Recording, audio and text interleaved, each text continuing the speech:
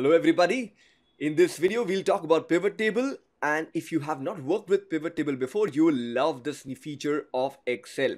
And even if you have been a user of pivot table, I'll show you some of the tricks which are going to be extremely beneficial. A lot of people ask me why should they invest time in learning pivot table. Well, in this video, in a very fast manner, I'm going to show the various features and how it can help you in your work.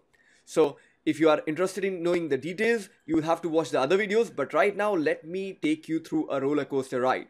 Talking about an organization's employee database, their date of joining, name, salary, division, rating, and age.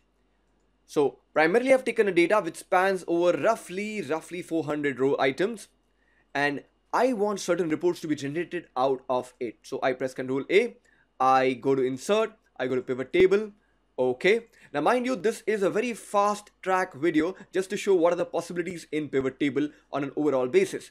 So once I go there, I activate one setting, the details and the logic of which I'll share this in my next few videos. At this moment, let me show you the report that I'll be starting with.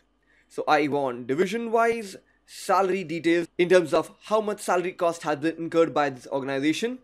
I may not only want salary, but also that how many people are working in the organization. There you go.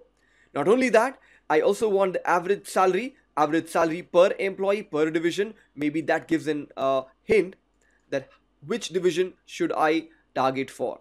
So once I get the answers, I'm going to quickly format this data. And once I do so, this is your report talking about total salary, average salary per employee, and the count of people working in each division. Now, I may want that the same numbers which you get to see may be presented in percentage form. So yes, within a few clicks, I go to an option which allows me to show the percentage. And there you go. If there are 100% people working in the organization, then 35% of them are working with RAD. And I also have the facility to sort it based on the highest to lowest category, which means the one which is heavily staffed and the one which is sparsely staffed. So this was report 1. Report number 2, and this is going to be something an eye-opener if you have been using pivot table and did not get time to explore more. So what I do, I pick up salary, I pick up age, and I use a certain technique which allows me to group this salary and age in the manner which I wish to. So eventually what's going to happen is I can find out how many people in my organization, 417, and that too in which age category group and in which salary bracket.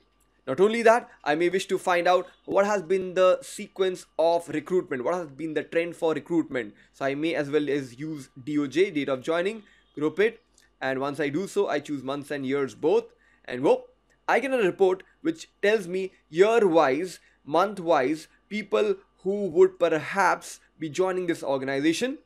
Not only that, I can prepare a report which may exhibit itself like this. So year-wise, month-wise, a proper trend. Not only that, I may also want to see how has January been in terms of recruitment for different years. And if somebody likes this particular report, of course, he would want to see this report being generated for each of his departments. So I use a certain techniques which quickly allows me to show these different sheets being replicated. You notice AD, CDFD, ED, HFD, LGAD, all these prepared in what? Less than 2 seconds. So that was a quick overview of how pivot table can be useful for your work. See you in the detailed videos.